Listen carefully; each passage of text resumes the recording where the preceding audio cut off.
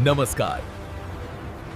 Navkar and traders आयत Shri Sai Ganesh traders मध्ये आपलं स्वागत आहे.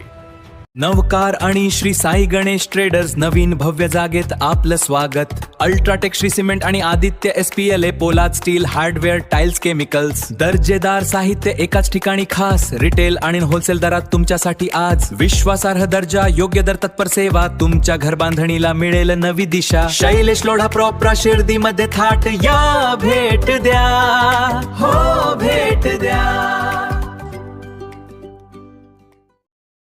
शिर्डी नगरीत दरवर्षीप्रमाणे यंदाही श्री साई रामनवमी उत्सव मोठ्या उत्साहात साजरा करण्यात येतो.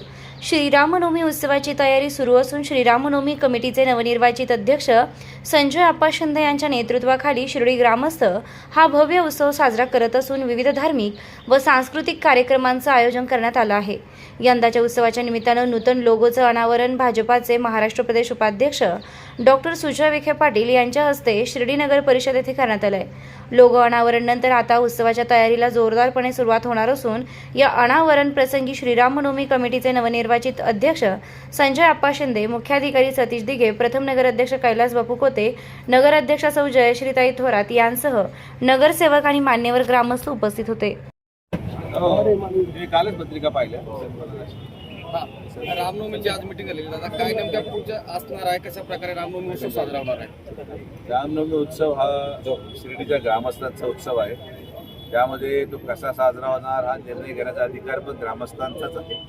मी दुसऱ्या कामासाठी आलो होतो, पण ग्रामस्थांच्या आग्रह खातीर आणि त्यांच्या मनाचा मोठेपणा त्यांनी मला इथं बोलवलं.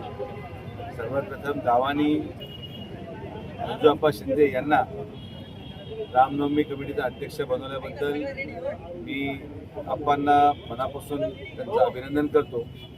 आणि रामनवमीचा उत्सव हा सालाबादप्रमाणे अतिशय भव्य व्हावा, चांगला व्हावा आणि सगळ्यांना मिळून एकत्रित घेऊन व्हावा ही अपेक्षा मी सगळ्या ग्रामस्थांकडून करतो.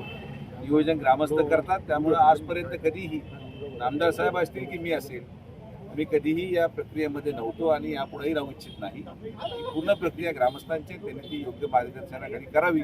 सगळे लोक सकारात्मकतेने पाहतात आणि म्हणून आपण तसंच अबाधित अराजकीय ठेवण्याचा आमचा उद्देश आहे.